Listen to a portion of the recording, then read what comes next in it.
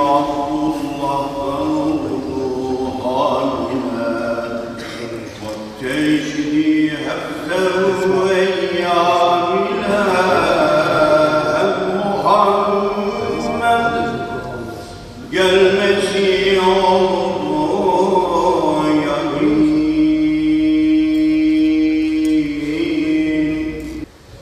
Yaşlar dökerek derdine derman arıyorsan,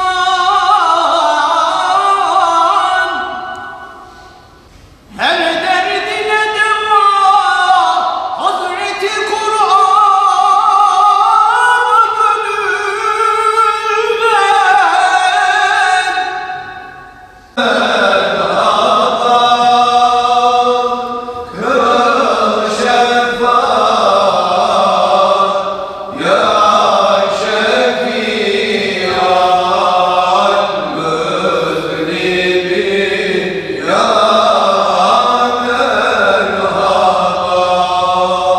Allah yeryüzünde kendisine halife olarak insanı seçti.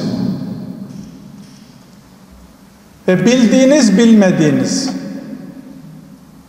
nimetleri de Allah Celle Celaluhu insanın hizmetine verdi. İnsanın emrine verdi.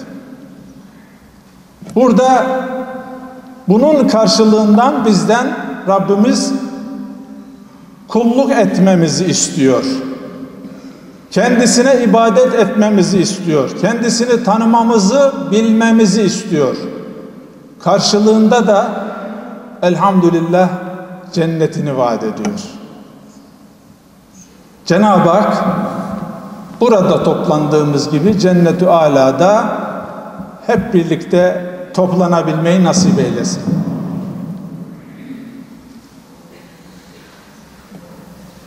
Kardeşlerim, cennet kazanmak öyle sanıldığı gibi çok zor da değil. Bazı şartları yerine getirmemiz lazım. Cennete girebilmemiz için muttaki olmamız lazım. Takva sahibi olmamız lazım. Dini mümin İslam'ı iyi öğrenmemiz, iyi anlamamız ve yaşamamız lazım. Kur'an'a tabi olmamız lazım. Hz. Muhammed'e tabi olmamız lazım. Maalesef bu son zamanlarda, son günlerde bizim ilahi kitabımız ki insanlığa gönderilen bir kitaptır Kur'an-ı Azimuşşan, maalesef birileri yaktı, yakmaya çalışıyor. Bana şunu hatırlattı. Allah'ın Resulü hicretin 7. yılında çevre krallara mektuplar gönderdi, davet etti, onları İslam'a davet etti. Onlardan bir tanesi de İran Kisra'sıdır. Allah'ın Resulü'nün davetini, mektubunu alınca Allah'ın Resulü'nün isminin kendi isminden önce yazıldığını görüyor, bir de daveti beğenmiyor ve o nameye gönderilen Allah'ın Resulü'nün göndermiş olduğu mektubu paramparça ediyor. Bir de elçiye hakaret ediyor ve gönderiyor. Bunu duyan Allah'ın Resulü Aleyhisselatü Vesselam Efendimiz üzülüyor ve diyor ki, Ya Rabbi, o nasıl benim mektubumu parçaladıysa sen de onun ülkesini, varını yoğunu paramparça eyle. Allah'ın Resulü'nün müjdesi gerçekleşiyor. Hulefai Raşid'in devrinde İran devleti Kisra yıkılıyor. Malı mülkü tamamen Müslümanlar tarafından fethediliyor. Elhamdülillah. Şimdi onlar bir şeyler yapmaya çalışıyorlar ama bize düşen şudur kardeşlerim. Kur'an'a sahip çıkacağız. Kur'an'ı okuyacağız. Kur'an'ı anlayacağız ve hayatımıza dikte edeceğiz, yaşayacağız. Allah'ın Resulü'nün hayatı zaten canlı Kur'an idi. Biz de öyle olmaya gayret edeceğiz. Dinimize sahip çıkacağız, ibadetlerimize sahip çıkacağız.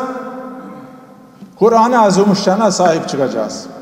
Ey bu kainatın sahibi olup bütün mevcudatı yoktan var eden, evveli ve ahiri, yerde ve gökte eşi ve benzeri olmayan, istediğini istediğine veren ve istediği zaman alma kudretinin sahibi olan Yüce Mevlam, bu güzel gecede ellerimizi açtık, boyunlarımızı büktük, sana dua ediyoruz.